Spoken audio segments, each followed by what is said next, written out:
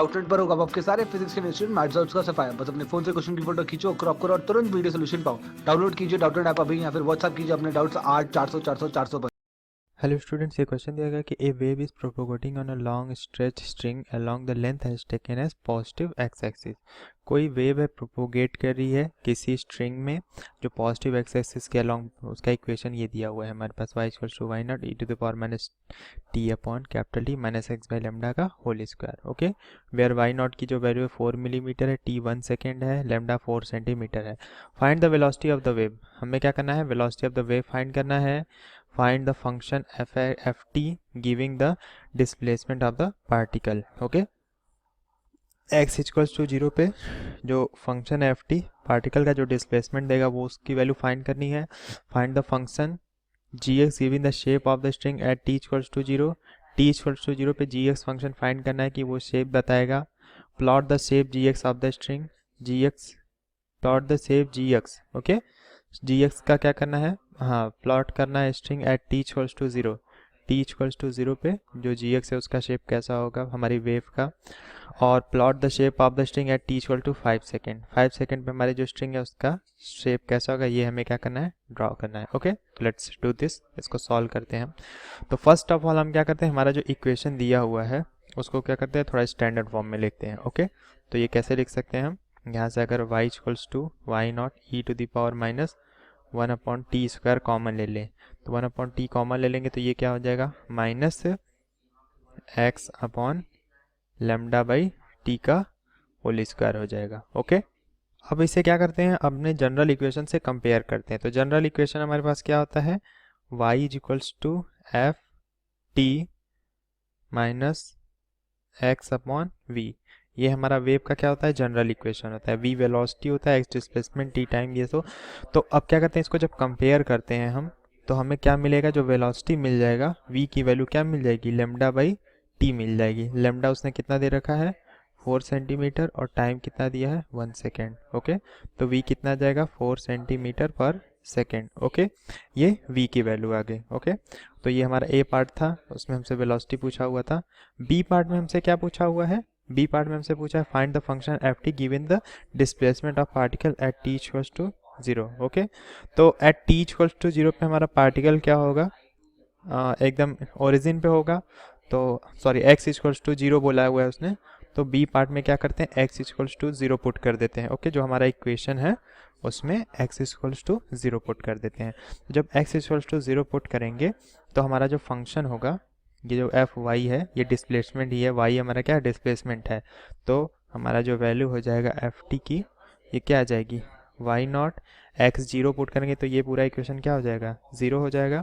और क्या बचेगा, केवल ई टू द पावर माइनस ये आ जाएगा small T by capital T का होल स्क्वायर। ओके, इतनी वैल्यू आ जाएगी। ये हमें क्या करना था, फाइंड करना था। तो एज अ फंक्शन आ गया एफ टी आ गया, टाइम के फंक्शन आ गया हमारा डिस्प्लेसमेंट।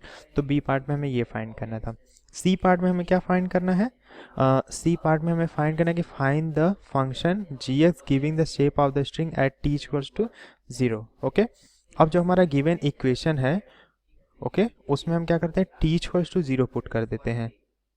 ये जो हमारा इक्वेशन गिवन है ये, ओके इस इक्वेशन में क्या करते हैं हम, टी इक्वल टू 0 पुट कर देते हैं। ओके, तो जब इसमें टी इक्वल्स टू 0 पुट करेंगे तो हमारा फंक्शन क्या आ जाएगा, एक्स का फंक्शन आ जाएगा, वाई क्या आ जाएगा, एक्स का फंक्शन आ जाएगा, g x equals to y not, ये कितना आ जाएगा, ये आ जाएगा समथिंग, तो ये आ जाएगा e to the power minus x upon क्या आएगा, x upon lambda. Okay, x upon lambda का होल स्क्वायर आ जाएगा।